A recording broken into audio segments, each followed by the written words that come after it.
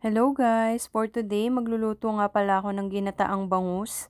Ready ko na yung mga ingredients sa kakailanganin ko. Sinalang ko na din yung kawali. So maglagay na tayo ng oil.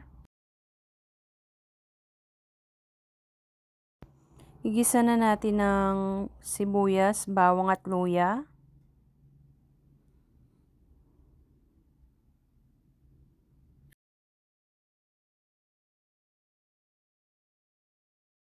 Lagay na natin ng gata.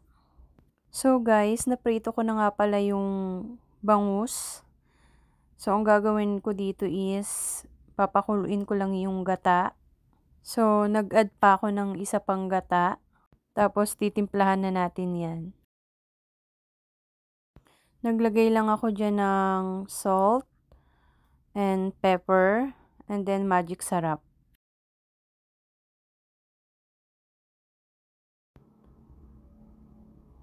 Nilagay ko na rin yung talong para lumambot. Takpan lang natin para mabilis lumambot yung talong. Dito, naglagay lang ako ng bagoong.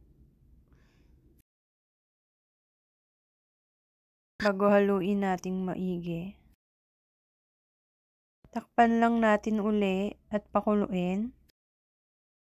So, ayan na, kumukulo na siya. So, titikman na natin kung okay na ba yung lasa. So, dito medyo matabang, kaya nagdagdag ako ng magic sarap at saka salt.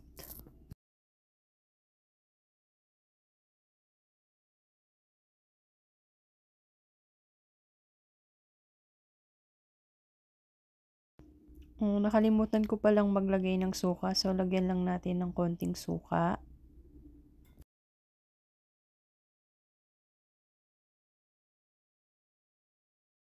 So, kumukulo na siya, ilalagay na natin ng siling green.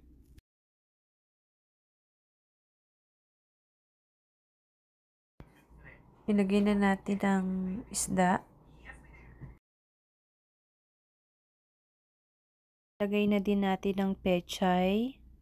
At after nito, papakuluin lang natin kaunti at okay na to, ready na to.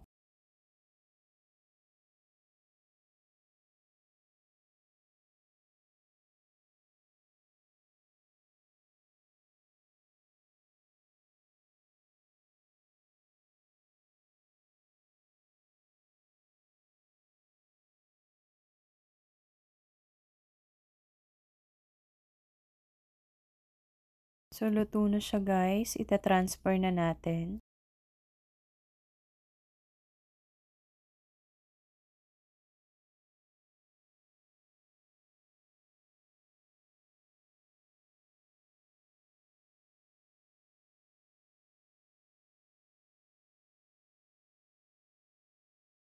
So, tikiman time!